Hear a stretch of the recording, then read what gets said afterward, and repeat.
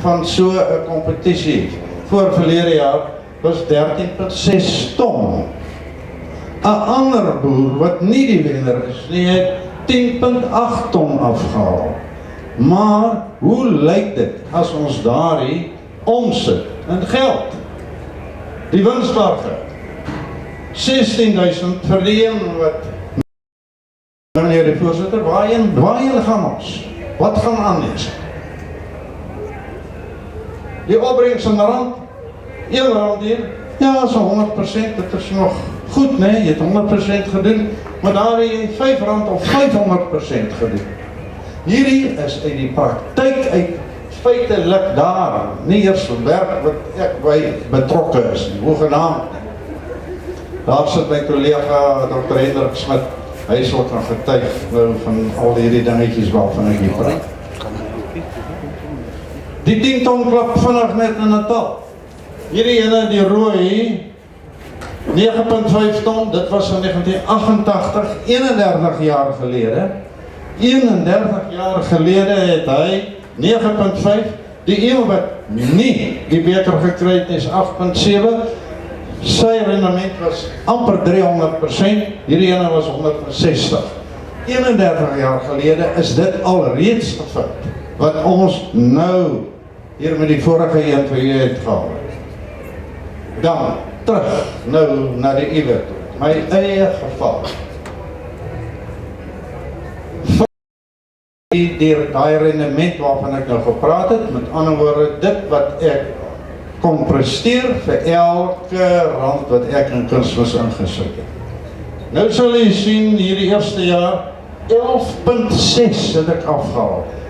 Want ek weet toe, in 1993 het 92 opgevolg wat 'n roekelose, moeilike jaar vir die mieliebedryf was. Nou weet ek ons daar is 'n klomp stikstof onder andere wat nog in daai grond is. En ek het eintlik maar net so gekielie met die kunsmis. Die volgende jaar so 4,1 en toe kom daar van die 2 jare 95 en 96 en die is af. Een was al het my goed gelooi en die ander een is in 96 het ons so baie reën gekry dat die watertafel bo op die oppervlakte was. Daarna het hy hier by die 4 rond gehardloop en nou het hy let hier in 04, 05, 06. Skielik klim die opbrengs daar en my rendement die styg daar. Ek sal later is daar by die vraagtyd dalk 'n kans sal ek daarop uitbrei. Maar die handleiding van die meststofbedryf. Die sou vir my 'n rendement gegee het, daai rooi lyn. Nou, dames en here, as ek daardie rooi lyn moes gevolg het, sê ek vir u, het ek waarskynlik nie, het ek vandag definitief nie gestaan nie, en ek sou waarskynlik met 'n bordjie om my nek op die hoek van Pretoria se straat gestaan het. Want ek sou dit net nie kon maak nie. Wat gebeur hierso as ek na die werklike waarde toe gaan tussen hierdie twee lyne? Die verskil in werklike inkomste is so R1600 gewees. R1600. Nou, dit wissel, het kan bietjie minder en bietjie meer wees. Maar met daai R1600 kon ek kontant doen. Ek wil sê kontant is het kontant. Sodanig so dat ek die laaste paar jaar, wel ek het alreeds extra diesel tanks opgesit om die seisoen extra diesel in voorraad te hê, en toen die laaste paar jaar van so orde, dat ek toe voor die einde van die finansiële jaar, dan koop ek 'n klomp beestaan. Maar die beeste kom nooit op die plaas. En net na die finansiële jaar, 2 weke daarna, dan verkoop ek weer die beeste en dan het ek die geld weer terug. 'n bietjie koste by van die afslaag, wat ek in elk geval ook van belasting kan aftrek. Soos ek vir julle sê, hierdie kan gebeur dat boere, mielieboere kan kontant werk. Is dit verseker so? Is dit haalbaar? dan sê ek onomwonde ja. Kom ons kyk. Nou, misstofinset is teen 1/3 die grootste uitgawe item van die milie. Finansiële verlies vir die milie. Verder nou, wat beteken daai R1500 se oorspandering wat deurgangs oral gebeur? Dan sê ek vir maal dit, die 1500, met die 2,6 miljoen hektaar milies aanplanting gemiddeld oor 15 jaar. En daardie 2,6 van 3900 miljoen per jaar oorspandering van die Suid-Afrikaanse milieboer. Of 3,9 miljard. Dan kan ek vir u sê, Neil Armstrong het op 'n stadium, toe hy sy voet op die maan neersit, het hy gesê, een klein treetjie vir die mens, een reuse tree vir die mensdom. Kan die miliebedryf, is dit een klein treetjie vir hulle, maar dit kan een reuse saak wees en voordeel wees om ekonomies onafhanklik voedsel te produseer. Baie dankie meneer.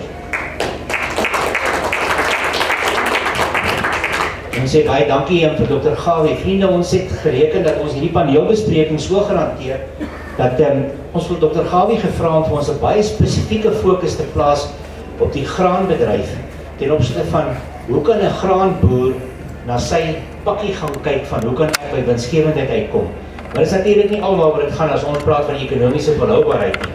Ek dink as ons in sy breed praat, dan praat ons van hoe bestuur ek my risiko's na winsgewendheid toe. As 'n boer nie winsgewend is nie, dan is daai die aard van die saak geen volhoubaarheid nie.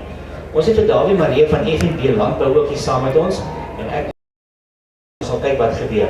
Maar hoe dit ook al sê, ek gaan nou vir Dawie Maree ook 'n geleentheid gee om bietjie meer in die holistiese ekonomiese volhoubaarheidsbeginsels te kyk en daarna gaan ons bietjie bespreking voer en vra en dan ook uit die gehoorheid geleentheid gee vir gesprek daaroor. Baie dankie Dawie. Dankie Benny. Vir omgee ek so om bly sit. Lekker gesels, ja. Byvoorbeeld wat wil die bespreking van my sê nie. Ek was verbaas geweest om te sien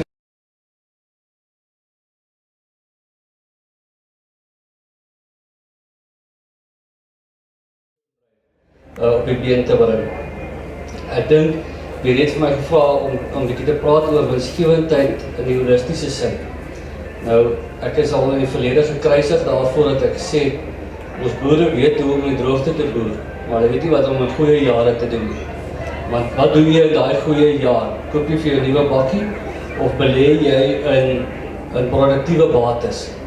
Binne die landbou en natuurlik ook buite die landbou, want kom ons wees maar eerlik met mekaar, ons moet diversifiseer om volhoubaar te wees. Ons moet diversifiseer op plaasvlak, kyk na verskillende bedryfsvertakkings op plaasvlak. En dan natuurlik ook moet ons buite die plaas ek begin diversifiseer om werklik. Bedryf is 'n baie goeie voorbeeld waar hulle 'n baie klein persentasie van die verbruiker se rand eintlik terugkry. 2 liter melk of 1 liter melk kos jou R10, meer as R10 op die winkelraad en die produsent kry maar by R2.80, R3 as hy gelukkig is. Dieselfde met die koringboer, daai persentasie is baie klein. So ons moet gaan kyk na diversifisering buite die plaas uit ook. Dan, daar's baie te sê noodwendig die mees volhoubare metode om te boer. Daar is definitief 'n lans te breek vir ons middelslag, ons tradisionele familieboerderye, wat eintlik die mense is wat die ekonomiese groei gaan bewerkstellig, wat werkskeping gaan bewerkstellig wat ons nodig het. Maar kom ons wees nou maar eerlik, 'n groot boer mekaniseer, hy gebruik eintlik minder werkers, waar ons middelslag, ons medium grote boere, hulle is die ouens wat eintlik nou nog werk skep in Suid-Afrika. En winsgewendheid is nie noodwendig hoe groter jy is, hoe winsgewender jy is. Daar is baie suksesvolle en winsgewende en volhoubare. So dit is baie belangrik om daarna ook te kyk. Nou, wat se tipe boer wil jy wees? Wil jy 'n graanboer wees wat 'n kommoditeit gaan produseer, wat 'n kommoditeitsprys behaal op 'n mark, Of gaan jy in die nismark inbeweeg waar jy waarde toevoeg tot jou produk en dan leer vir daardie produk op die einde kan kry. En ek dink daar is nog baie potensiaal, spesifiek op die waarde toevoegingsvlak. Nou dit is altyd moeilik as jy daai kommuniteite produseer om daardie waarde toevoeging te doen. Maar ek dink huidiglik in ons veebedryf is daar baie groot potensiaal. Ons noem dan maar die Wagyu beeste is besig om die mark te omwentel in terme van die vleis wat geproduseer word. En dis nie te sê dit moet Wagyu wees, daar kan ander rasse betrokke wees daarbey.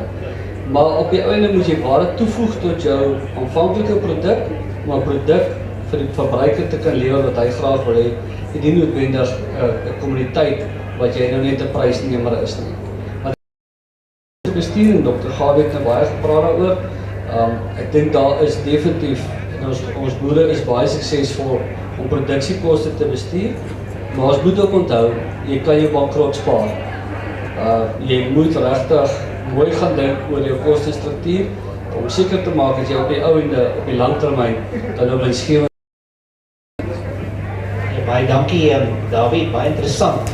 Ek wil net sê dat ons by TLI Suid-Afrika het op hierdie stadium gesê, kom ons gaan kyk bietjie vinnig, wat is daardie aspekte wat 'n boer vandag in sy agterkop met hom saamdra? Daai aspekte wat oor sy lesenaar gaan, wat hy moet verreken vir hom vir besluitneming, vir verdere uitbreiding, belegging en produksie te bly. Nou het ons mekaar gesê die ekonomiese volhoubaarheid is 'n saak wat verseker 'n faktor is. En 'n boer moet binne in sy eie milieu, want elke plaas is 'n besigheidsentiteit in sy eie reg. En jy kan nie eers die buurman met jou vergelyk nie.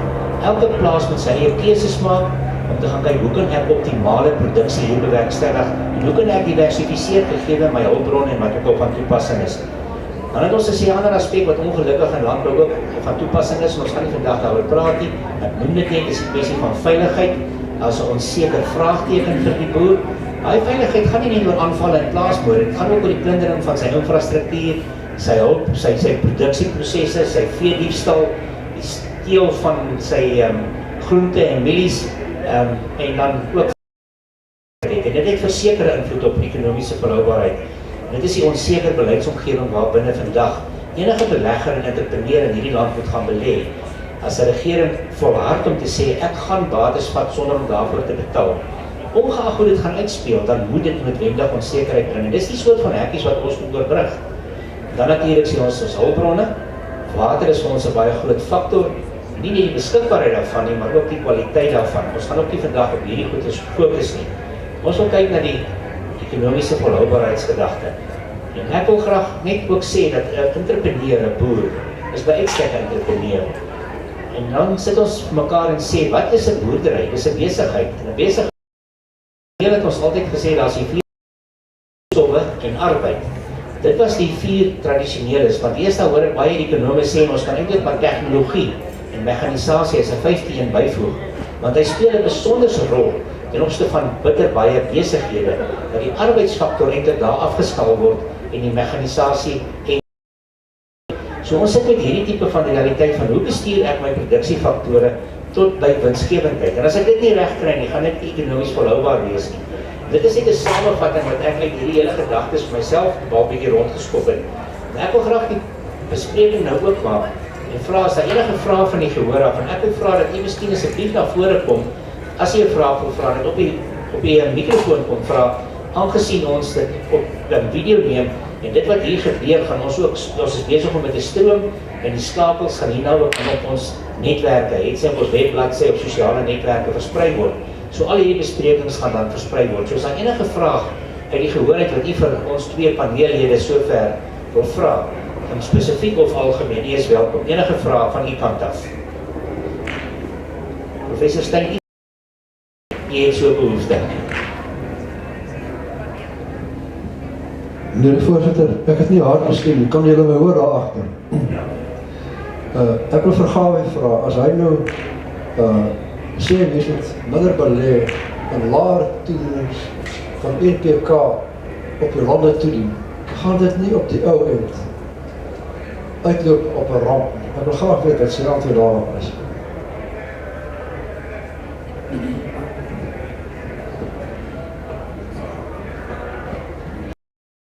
Regverdigde vraag. Ek wil net graag weer teruggaan na hierdie blou lyn, soos ek al vir u vertel het, wat uit my eie boerdery datering 1, 2, 3, 4 seisoene, maar die boonste 3. Nou daai boonste 3 seisoene is 11 jaar nadat ek in 93 begin het. En my toedienings wat dieselfde gebly, baie beskeie insette, uiteraard soos ek al vir julle gesê het. En toe kom na die seisoen 2004 50% verhoging in opbrengs. Styg hulle. Nou, as hier nou enigstens 'n mate van roofbou moes gewees het, hou nou 'n gedagte dat alles is bemesting, al die jokkie wat dit gedoen het.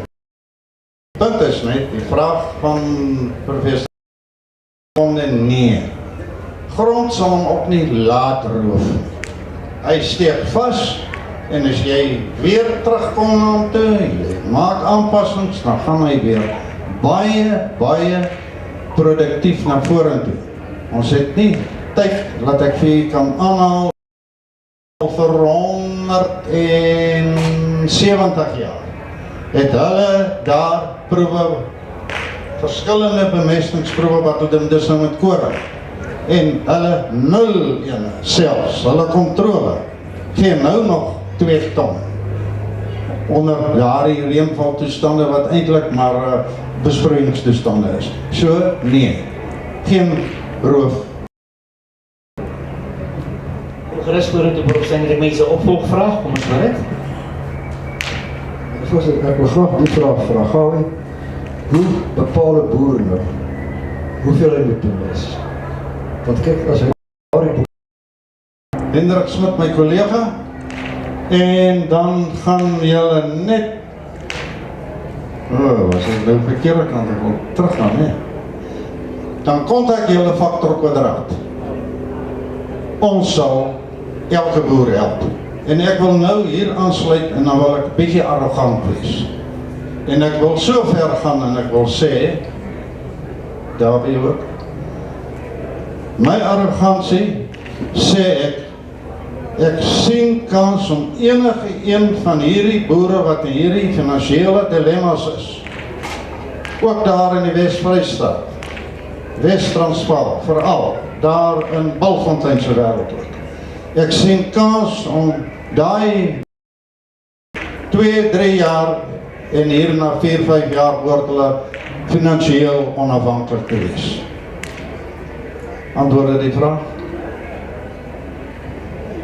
En baie dankie en Dr. Gawie, dit is 'n groot woorde, maar ek dink 'n mens kan kennis neem, as jy rand in die sak het, na 'n oes, dan maak dit die verskil. En ek dink dit is die soort van goed wat ons moet gaan kyk.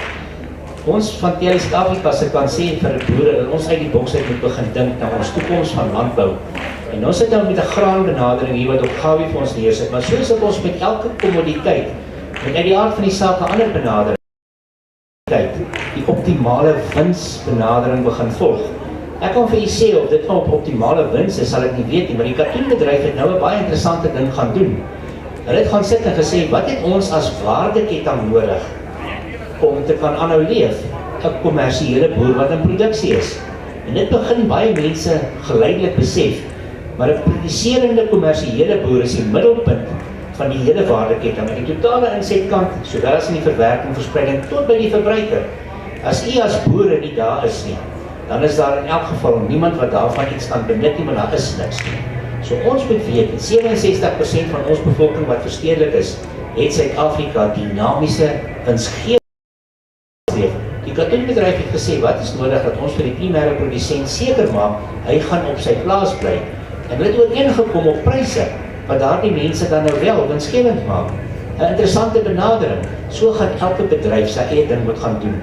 En ons gaan daai boodskap sterker moet uitdra. Maar Dawie, ek wil na jou toe terugkom. En ek gaan weer geleentheid gee vir vrae hier. Is nog vrae asseblief, jy moet dit vir ons vra. Maar ek wil vir Dawie gou 'n vraag vra. Dr. Gawie sê, op hierdie manier gaan hy rand in die sak hê dat hy uiteindelik kontant kan begin plant. En ek dink dit sal wonderlik wees as ons vir enige boer dit kan gee. Ongelukkig is die realiteit vandag dat dit nie meer so is nie. Ons het met boere wat 3-4 jaar in 'n ry 'n misoes gehad het, buite sy beheer, dit het net eenvoudig nie gereën nie of die haal het hom weggeslaan. En wat 'n boerdery het soveel benefit dat hy soveel jaar daai ontsettende hoë insetkoste kan dra. Dit bring ons by die begrip finansiering. Dawie, dis waar julle ook nou as finansiële instelling inskop. Dat is daai kriteria wat 'n finansiële instelling in ag neem. En die ding is omvangryk wat ek jou nou vra. En ek dink nie daar's 'n eenvoudige antwoord nie, omdat elke plaas sy eie besigheid is. Maar daar's tog riglyne en beginsels. Eerlik dit. Nee, jy probeer my nou vasvra nie. Nee, dit is 'n moeilike ene. Die realiteit is, dit is moeilik vir boere om kontant te boer en daarom bestaan banke en landboufinansiering. So in kort, en dit is nou baie moeilik om dit nou te veralgemeen, maar in kort wat ons na kyk wanneer boere finansiering doen is, ons kyk na die mark. Dit is vir ons baie belangrik oor die mark vooruit en 'n aanbod doen vir verskillende kommoditeite wat dit gaan invloed op die prys, op die einde natuurlik op winsgewendheid. Tweede ding wat baie belangrik is, en mense dink nie altyd daaraan is, ons kyk na die boer self. Wat ons noem, ons bankie jockey. Want as daai boer, hy kan weet hoe ryk geërf het, of wat ook al, as daai persoon nie 'n goeie boer is nie, en hy het nie tegniese vaardighede nie, dan gaan dit op die einde ook nie werk nie. So ons kyk al hoe meer daarna. En definitief, met ons nuwe toetreders in die mark, is dit 'n baie die state, balansstaat, inkomstestaat en dit is wat gaan bepaal jou terugbetaalvermoë gaan bepaal. So daai kontantvloeistaat is baie belangrik. So die aannames wat daarin gaan in terme van opbrengs en terme van prys moet baie goed en ek het nog altyd gesukkel om die Afrikaans daarvoor te kyk maar benchmarks. Daai normes wat bepaal en waarna ons ons gaan vergelyk jou omstandighede in 'n sekere distrik. Kyk ons natuurlik daarna want finansiering in die Wes-Vrystraat en produksie daar verskil dramaties van wat dit in die Oos-Transvaal byvoorbeeld in die Mpumalanga area. So daai verskille neem ons uiteraard in ag. En natuurlik die verskillende bedrywe waarin 'n boer is. Dit is hy enkel 'n graanboer of het hy daarmee 'n klomp bedryfsvertakking daarmee saam. So dit is 'n hele komplekse proses. En dan op die ouende wanneer ons al hierdie goeders nog steeds vir die volgende 12 tot 18 maande kan oorleef.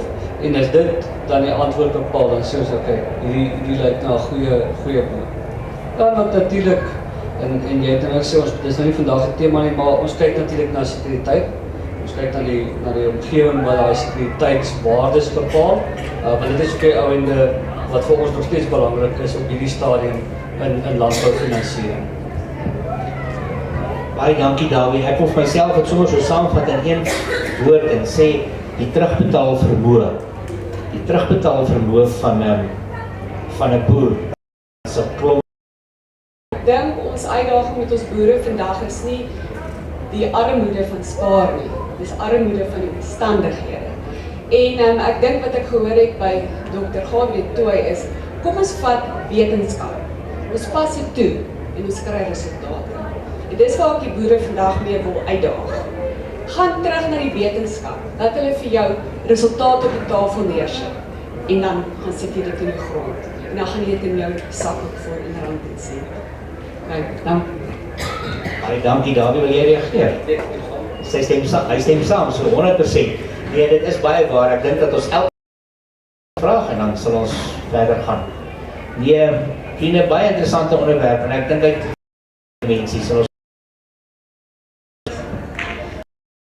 kan dit vir jou 'n klomp geld kos in terme van hoe jy jou boerdery moet herstruktureer. Jy kan dit nie doen as dit nie vir jou gaan geld in die sak bring. Dieselfde geld met 'n saadkeuse as jy 'n plafon het as gevolg van jou omgewing van 6 ton en jy kan 'n sakkie saad koop vir R1800, maar daar is al een beskikbaar met 'n potensiaal van 10 ton het vir R4000. Nou help dit nie om daai R4000 se sakkie te koop nie, maar jy weet wat ek al sê. Is as ons met die huidige situasie opgaan. Die bank dalk nie sy geld terugkry nie, gaan die mense in die kuikens verkoop kry nie, gaan daar nie geld wees nie, en gaan die saadmaatskappye nie meer saad verkoop nie, want die prys van die produkte is eenvoudig op 'n vlak waar jy nie kan geld maak nie. En as almal nie dit besef en daar iewers ter 'n plan kom om iets aan die graanpryse te doen nie, is dit 'n futiele poging wat ons bedryf en dit gaan nergens heen lei.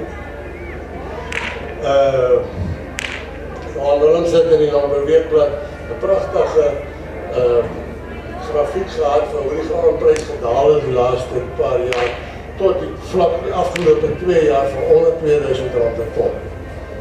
Ek het die beste opbrengste van my lewe gehad en ek het nie geld gemaak nie, want dit is nie moontlik nie. Die ander saak wat ons nie voor ons moet bluf nie is, Sampie het ontstaan en daarmee groot geword om die boer die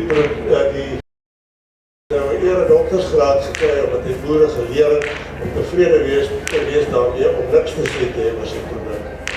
Ons kan nie so aangaan nie en dit raak almal. Jy moet dit asseblief besef. Dankie. Dr. Gawie, wil julle reageer van jou kant? Dawie, wil julle reageer, nee? Ek dink niemand van ons kan stry met daardie stelling wat gemaak is ten opsigte van die winsgewendheid hier. Daar's 'n groot klomp faktore, jou insetkoste en Dr. Gawie het vir ons met sy voorbeeld dit pragtig uitgewys. As jy jou insetkoste kan goed bestuur, maar dan moet daar by winsgewendheid kom. Is daar enige ander vrae uit die gehoor het wat u nog wil vra? Ek het nog 'n vraag gesê, P-regstelling of dan fosfor-regstelling. Meneer Voorsitter, baie graag sal ek wel antwoord. Dit was net gou hier 'n prentjie bykry. Ja, moet ek hom hou. Daar sê.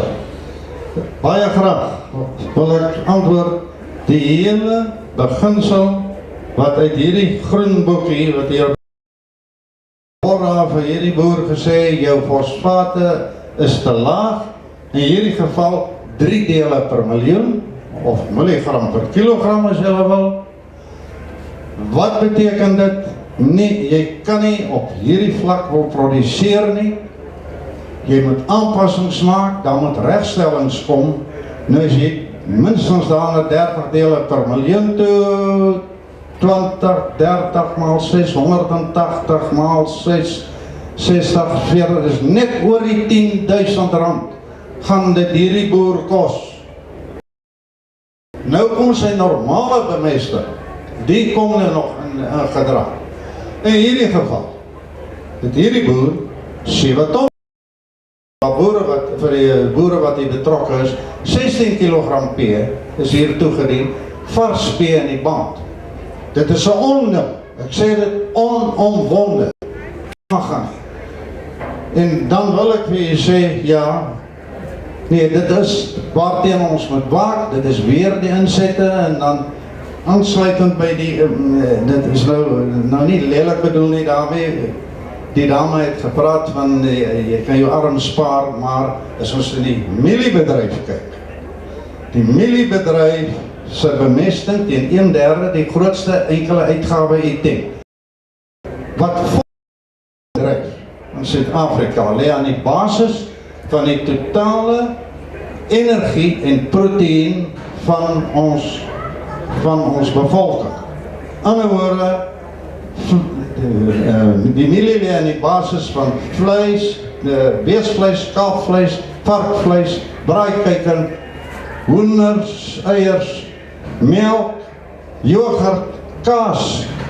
Wat kom nog kort? Die vitamines. En die kom van die groente en vrugte af.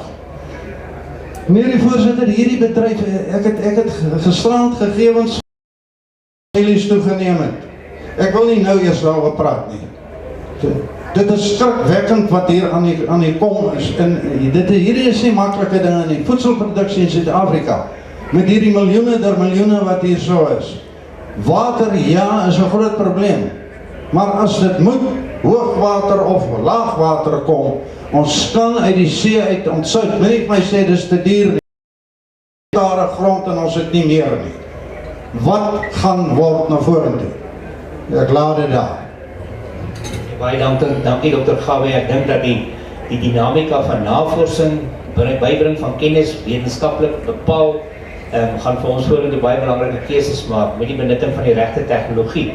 Ek was nou so 3 weke terug by Israel met 'n landboutegnologie konferensie en ek was verstom oor wat daai mense in daai woestynwêreld maak met geen water nie, maar dit het net eenvoudig gegaan en het hulle in 'n hoë en ons in Suid-Afrika gaan dit ook moet doen. Dawie, ek wil terugkom na jou toe ten opsigte van 'n bepaalde saak en ek wil jou nie in die politiek betrek nie, maar hulle sê altyd jy kan die politiek los, maar die politiek los jou ongelukkig nie. Dit is ongelukkig die werklikheid wat ons ook in ons land het. Ons sit vandag met 'n baie groot dilemma en ek dink dit is dat die politiek van die dag eis van ons dat daar 'n baie sterk fokus op klein boervestiging moet wees. Praat met die mense in die waardeketting dan sê hulle maar dis nie waar ek my besigheid doen nie. Dis nie die mense wat die produksie tafel toe bring nie.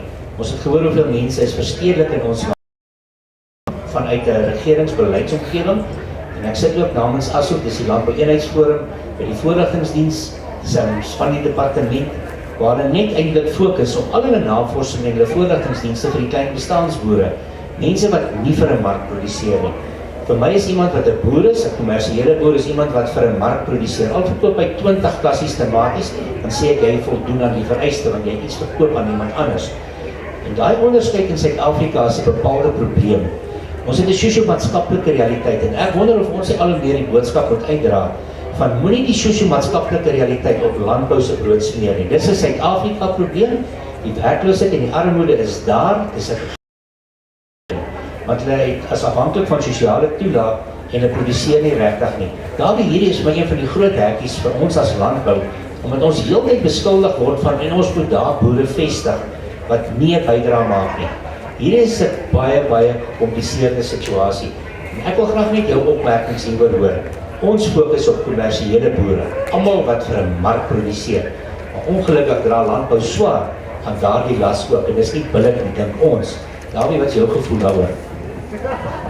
Ek stem 100% met jou saam en dis daarom waar ons by en ek glo die ander kommersiële banke die subsistence farm bestaansboer nie. Maar dis ook nie waar, is ook nie hy wat die werk gaan skep, nie sê hy wat die ekonomie gaan ontwikkel nie. Hy boer net vir sy eie bestaan. So of jy 'n kleinskaal boer is en 20 kassies tomaties produseer en of jy nou 'n mega boer is en 200 miljoen kassies tomaties produseer, jy is 'n kommersiële boer. En dit is daar, en ek gaan dit ook sê, dis waar ons regering val, is juis op daardie beleid, want die LNR beleid op die stadium ons oplossings is nie. Inteendeel, ons gaan geen goeie probleme daarmee kry. Dis ook hoekom navorsing baie meer geskuif het na private instansies toe, waar jou saadmaatskappye, jou chemiese maatskappye, hulle eie navorsing begin doen. En dit tot die kommersiële boer se beskikbaarheid stel. So as ons Suid-Afrika en landbou in Suid-Afrika wil ontwikkel, moet ons fokus op ons kommersiële boer, ongeag sy grootte, ongeag wat hy produseer en waar hy produseer. Probleme gaan veroorsaak word as ons heeltyd op hierdie bestaansboerdery model voortgaan. Baie dankie Dawie. Ek wil graag vir Dr. Gawie weer 'n vraag vra. Ekskuus, hy wil graag ook reageer.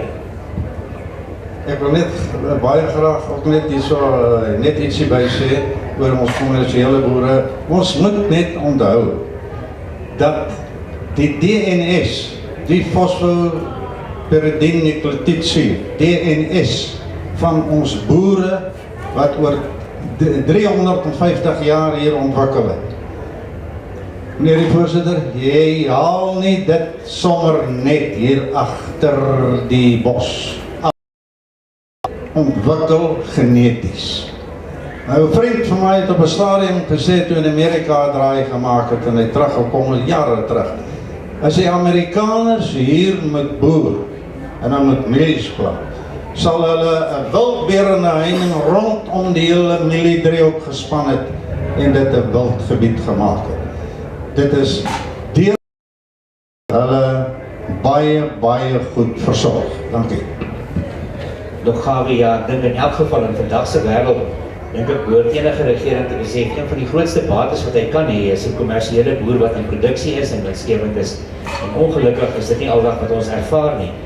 Ek wil graag hoor as daar nog vrae die gehoor het, want ek wil graag vir Dr. Gawie nog 'n vraag vra.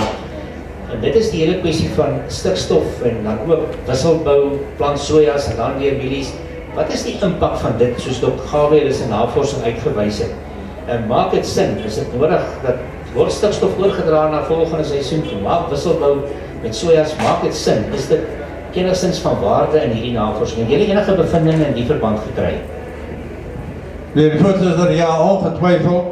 Die hele beginsel van wisselbou met sojabone is hier om te bly. Je kan nie eintlik daar sonder klaar kom na vorentoe nie. Dit is uiters gunstig. Die hierdie mielies is mos nou net uit sy konstitusie is so 'n bietjie beter is die ene wat mielie op mielie is. In navorsing en werk wat ons hier gedoen het by 'n baie groot mielieboer, kan ek vir u sê, het waar die sojabone geplant was, in 'n geval nou, opgevolg met die mielie, vir die 2017 oesjaar, wat 'n baie goeie jaar was, haal jy toe weer af op die geen bemeste op die gekry nie. Toe haal jy 11.4 af, met een boerbemesting 11.5 en nog een boerbemesting 11.6. Ja, ongetwijfeld is daar 'n baie groot voordeel van die sojaboon. Die ander ding is reënval. Ons is by die hele ding eintlik, ek nou verby gehardloop, water. Daar sit my collega hier aan my regterkant wat 'n groot fundie, 'n grondfisikus is veral. En hy kan lyries raak oor water. Dit weet ons al, maar besef ons werklik hoe belangrik dit werklik is. As jy baie water kry, kan jy stikstof verloor. As jy nie baie water kry, te swaar jy nie, dan is daar oordraging. Daai spesifieke daling en meer opbrengs wat ek vir julle gewys het, wat die 7.8 ton gegee het, daai stikstof wat teenwoordig was, en dankie vir ons twee paneellede ook, wat hom vasgemaak gehad. Maar ons wil net sê dat as ons praat van winsgewendheid, dan praat ons van ekonomiese volhoubaarheid. Ons praat van 'n bepaalde proses wat 'n groot klomp samelopende faktore eintlik als bestuur moet word. Dan wil ons vir u sê, ons gaan dit kollektief moet doen. Ek en die onsekere omgewing, die gevegte rondom water, die kwaliteit daarvan, sowel as die beskikbaarheid. Ons kan aangaan. Daar's soveel faktore wat vir u as boer op die plaas 'n faktor is. En ons wil vir u vra, raak deel by daai struktuur waarmee u vertroue gaan hê. Raak deel van georganiseerde landbou, gooi die gewig in, bring die kennis en kundigheid tafel toe. Ons moet ekonomies volhoubaar landbou laat lewe. Ek het vanoggend, ek wil daarmee afsluit, het ek 'n baie interessante, by 'n ander lesing net die opmerking gehoor waar die persoon het gesê het, hy wil dit saamvat in die woordjie drip. Soos drip, D-R-I-P. Hy sê decrease your risk and increase your profit. En 'n verskeidenheid van aspekte. Maar ons moet dan die regte keuses gemaak. Met diversifikasie, boer met die regte ding in jou omgewing met wat jou plaas om daartoe leen, pas die regte kennis en kundigheid toe, gebruik die wetenskap en net al die kennis en tegnologie wat daar is en maak seker dat ek my begroting en my beplanning so doen dat ek voor ek geplant het, ek eintlik al klaar weet, ek gaan volgende jaar 'n wins hê, want my goeders is in plek. Ek het die regte keuse gemaak. En ek dink ons gaan beter ingeligte keuses vorentoe moet maak. Kom ons streef dit na om ekonomies volhoubaar te boer. Dit is dan ons rol wat ons gaan speel om in Suid-Afrika wat baie deur mekaar is te help stabiliseer. Ek sê vir julle almal baie dankie vir die teenwoordigheid. Dankie vir die paneellede weer eens. Ons het groot waardering. Baie dankie vir dit.